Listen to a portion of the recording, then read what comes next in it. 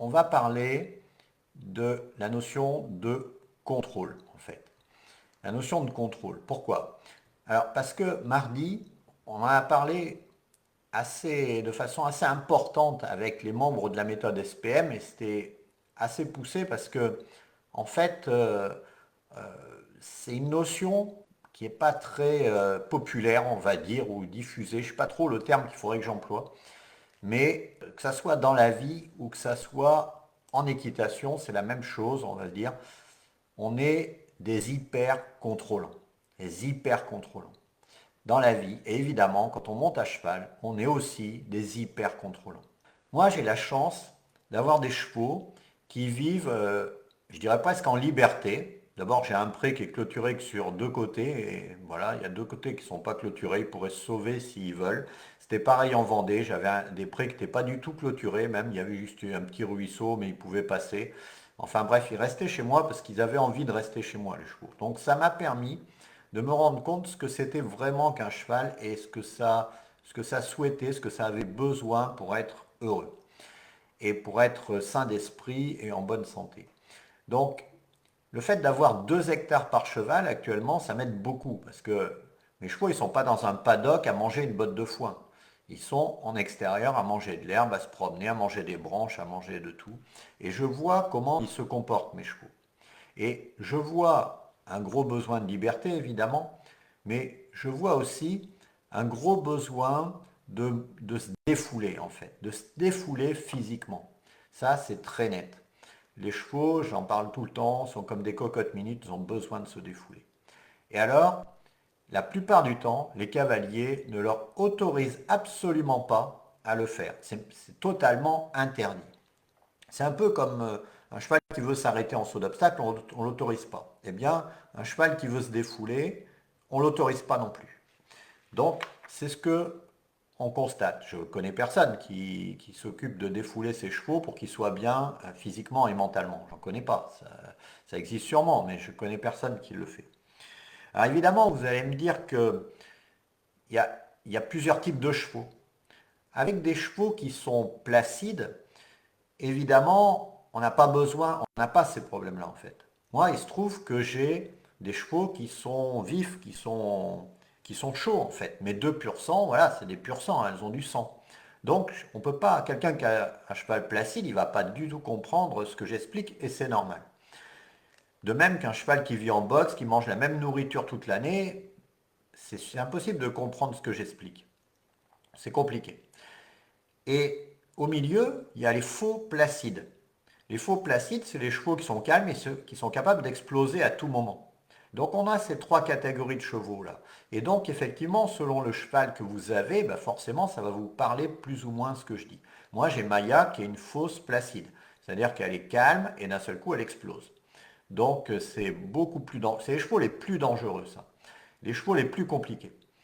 Et mes deux pur sang, elles sont chaudes, mais au moins on le sait et on les gère, ça va. Elles s'en font pas toute une histoire. Mais Maya en fait toute une histoire. Et des chevaux placides, bah, c'est pas trop mon truc d'avoir des chevaux placides, mais je reconnais que c'est quand même confortable pour les amateurs. Alors, à partir de là, qu'est-ce qui se passe dans l'équitation? Dans l'équitation, bah, on va sortir le cheval du box ou du paddock ou du pré, puis on va aller l'attacher. L'attacher au pansage. Ça, c'est déjà la première étape. On ne veut pas qu'il bouge quand on fait le pansage. Donc, on l'attache. C'est la première chose. Alors, vous voyez bien qu'on est complètement déjà dans le contrôle. On n'a pas encore commencé, on est complètement dans le contrôle. À quoi ça sert? Je pose la question. À quoi ça sert d'attacher un cheval pour faire le pansage? Je vois aucun intérêt. Parce que le cheval ne peut pas s'exprimer. Il ne peut pas nous dire si c'est agréable ou pas agréable parce qu'il est attaché. Il ne peut pas s'en aller si ça ne lui plaît pas. Il ne peut pas se frotter à nous s'il trouve ça bien. Il ne peut rien faire. Il est attaché. On le coupe de tout sentiment, de toute émotion et de tout dialogue. Donc, vous allez me dire, bah oui, mais on ne peut pas laisser les chevaux se balader n'importe où et tout ça. D'accord. Mais à ce moment-là, on peut le penser dans son paddock, on peut le penser dans un couloir, on peut le penser à des endroits où il ne va pas être dangereux, et on peut faire des choses avec un cheval qui soit plus libre qu'attaché dans un endroit de pansage. Bon, Ça, c'est le début. Ensuite, imaginons qu'on va le longer. Alors pour le longer, on va le mettre dans un rond de longe. Un rond de longe qui est clôturé, qui a des barrières à 1,50 m, 2 mètres, dans lequel le cheval ne peut absolument pas s'échapper, surtout pas malheur, et puis dans lequel on va pouvoir le tourner à la longe ou en liberté. Donc si c'est en liberté, ça va encore à demi. Si c'est à la longe, attention malheur, il ne faut pas qu'il nous échappe. Donc on va lui mettre soit, dans le meilleur des cas, un licol avec des nœuds. Alors un licol avec des nœuds, je vois, franchement, il faut être un peu tordu pour avoir inventé un truc pareil, mais enfin ça c'est les Américains. Un licol avec des nœuds. Donc on dit, ouais mais les nœuds c'est des points d'acupuncture. Non, les nœuds c'est fait pour faire mal, c'est fait pour tenir le cheval, c'est fait pour qu'il ne s'échappe pas. La preuve c'est qu'on ne peut pas attacher un cheval avec ce genre de licol. Sinon c'est très dangereux pour le cheval. Et le licol ne lâchera pas. Donc vous voyez bien qu'on est dans le contrôle à 2000%.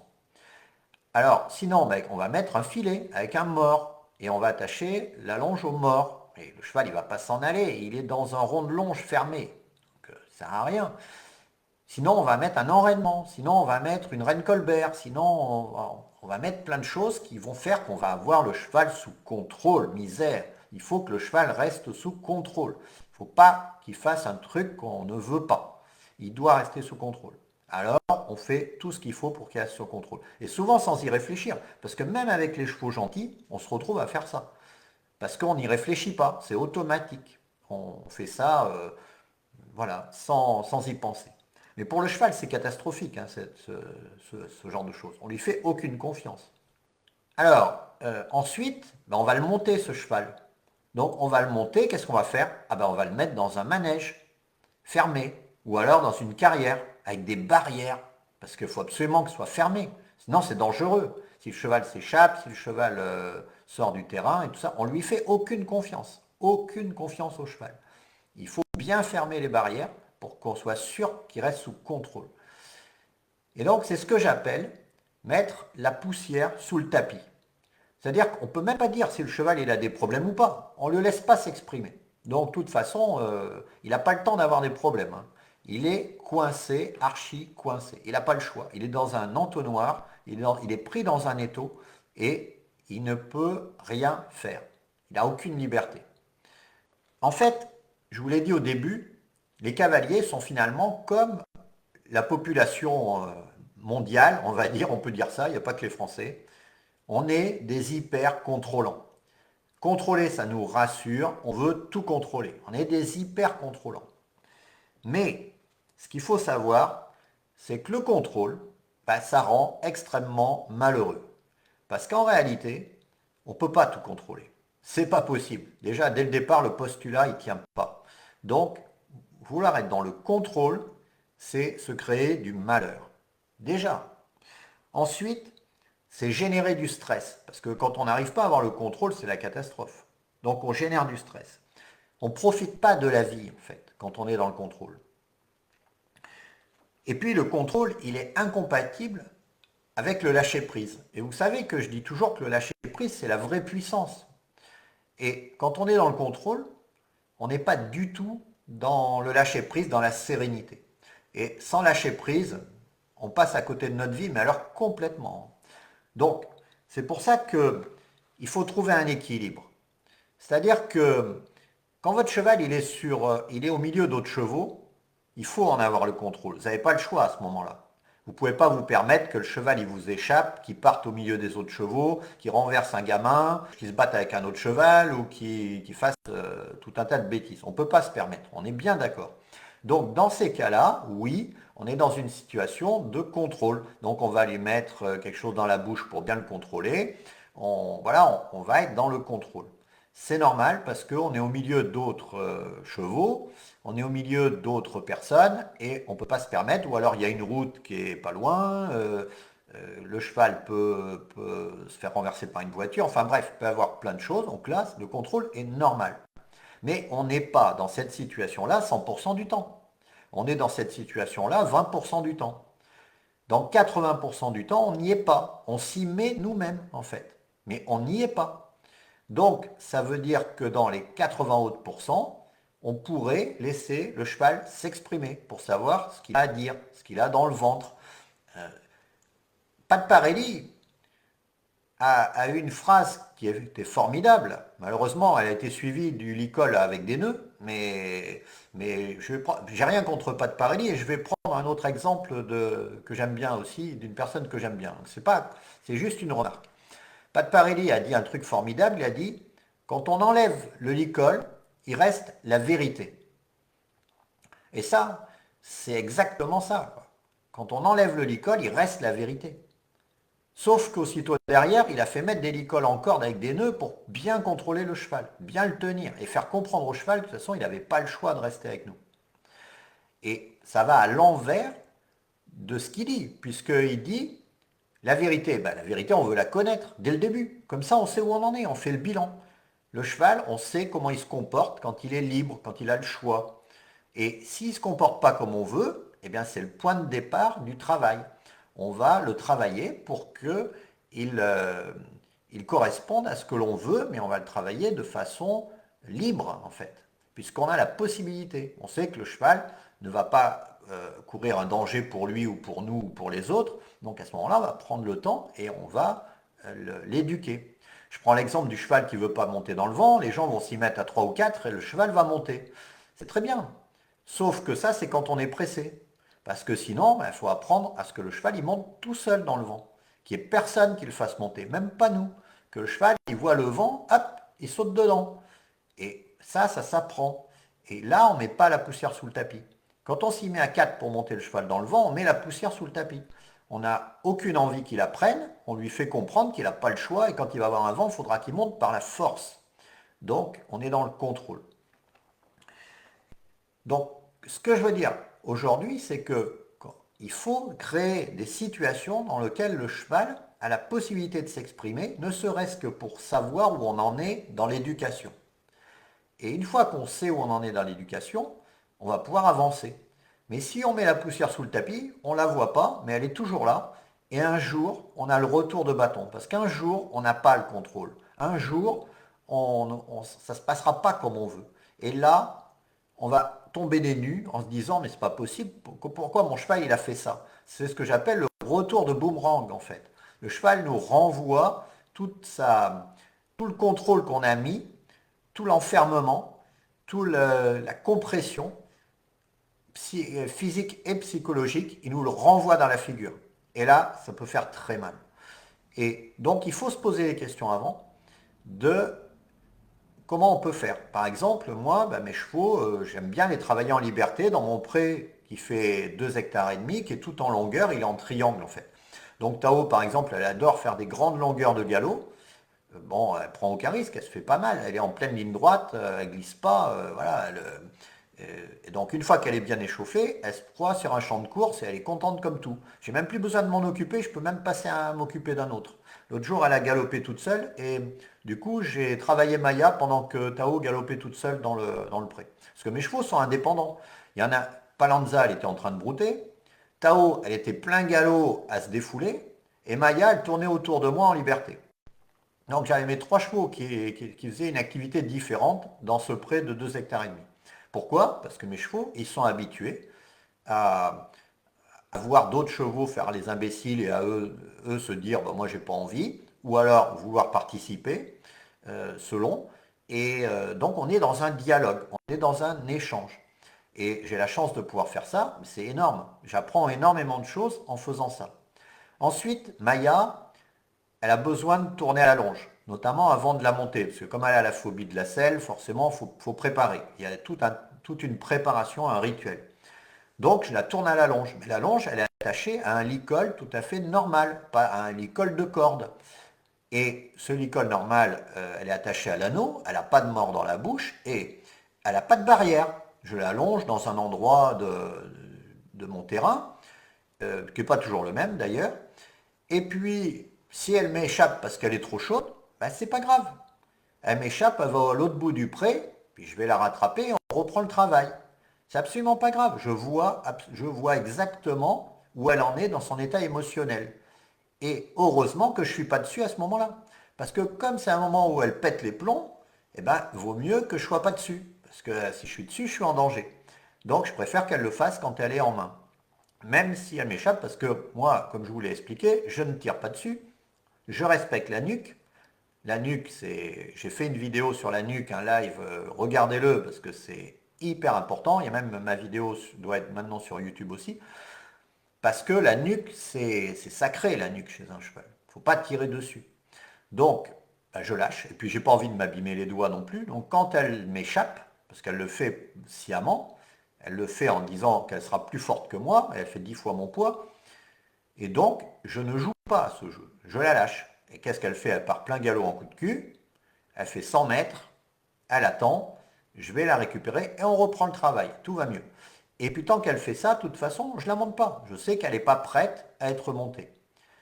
Et quand elle ne le fait plus, quand elle tourne autour de moi en longe sans bouger, alors le pire c'est qu'en liberté, elle tourne très bien autour de moi, mais en longe, elle tourne moins bien. Bon, comprendre pourquoi, j'en sais rien, puis c'est pas très grave.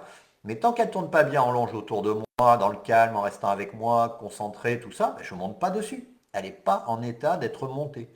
J'attends qu'elle soit en état d'être montée. Je suis patient. Et quand je monte dessus, ben, que je monte en licol, évidemment, j'ai pas de mort. Eh bien, et le licol, c'est juste l'arrêt d'urgence, hein. C'est au cas où je serais embêté en arrivant sur la route ou je sais pas quoi, ce qui pourrait se passer.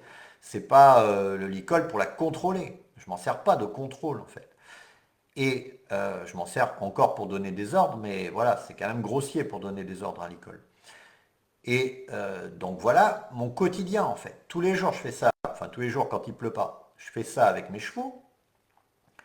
Et j'en vois les effets, j'en vois le côté positif, et je me dis, mais il faut qu'on arrête de vouloir tout contrôler, sous prétexte que le cheval doit être dans un moule, qu'il doit faire exactement ce qu'on veut, parce qu'on transforme les chevaux en robots, on ne transforme pas les chevaux en animal sensible, doté d'une sensibilité propre. Voilà, on lui enlève sa sensibilité. Alors bien sûr, si on prend toutes les réactions du cheval, sur le plan personnel, on le prend très mal, on le vit très mal.